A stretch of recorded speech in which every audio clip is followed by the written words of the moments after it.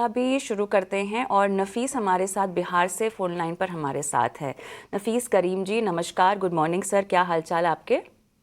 जी जी नमस्कार। ठीक है मैम। बताइए किन स्टॉक्स में आपने खरीदारी करनी है?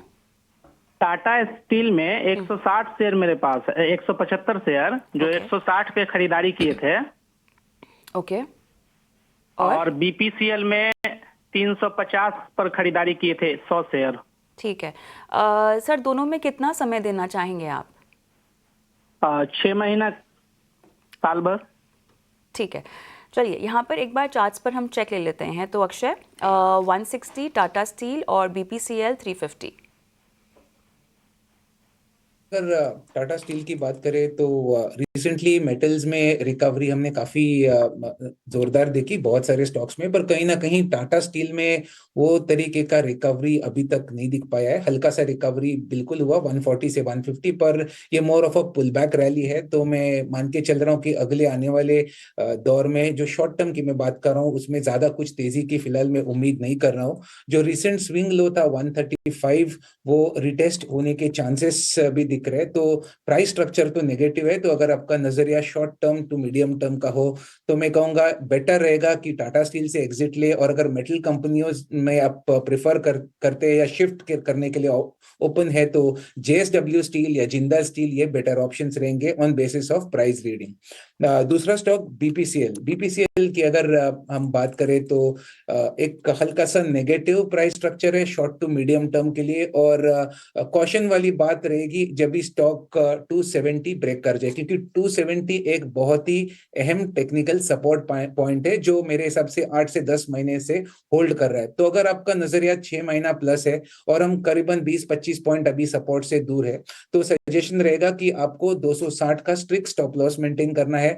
बाय चांस वो ब्रेक करता है तो आपको एक बार एग्जिट लेना बनता है, क्योंकि वो ब्रेक करता है तो स्टॉक में काफी बड़े डाउनसाइड खुल सकते हैं। तो व्यू रहेगा फिलहाल होल्ड कीजिए बीपीसीएल, और टाटा स्टील एग्जिट करके अगर आप दूसरे मेटल के स्टॉक्स में ओपन है तो शिफ्ट करना बेहतरीन रहेगा। ठीक है, बीपीसीएल पे यहाँ पे स्टॉप लॉस 260 का दिया गया है। टाटा स्टील एग्जिट कर ले। दूसरा स्टील स्टॉक भी जिंदाल स्टील का बताया, तो वहाँ पे चाहिए तो आप स्विच कर सकते हैं। तो चलिए इसी के साथ यूट्यूब पे हमें काफ़ी सवाल आ रहे हैं, तो वहाँ से भी एक सवाल ले लेते हैं। अक्षय जी, आपके पास ही आना चाहूँगा इस सवाल के लिए। आराध्या का सवाल है, गेल पर 200 शेयर होल्ड कर रहे हैं करीबन 196 के भाव से। अब स्टॉक देखें तो रिसेंटली शायद नवंबर लो से देखे तो कुछ 15% ऊपर आ चुका था रिसेंटली, बट वहाँ से थोड़ा करेक्ट होकर अब 7-8% नीचे आ चुका है। तो बताइए, ये जो थोड़ी एक रिकवरी थी फिर वापस थोड़ा सा करेक्शन आ रहा है, ये करेक्शन कंटिन्यू हो सकता है, यहाँ से एक रिवर्सल एक्सपेक्ट किया जा सकता है? साथ ही साथ एक स्टॉप लॉस भी बता दीजिए।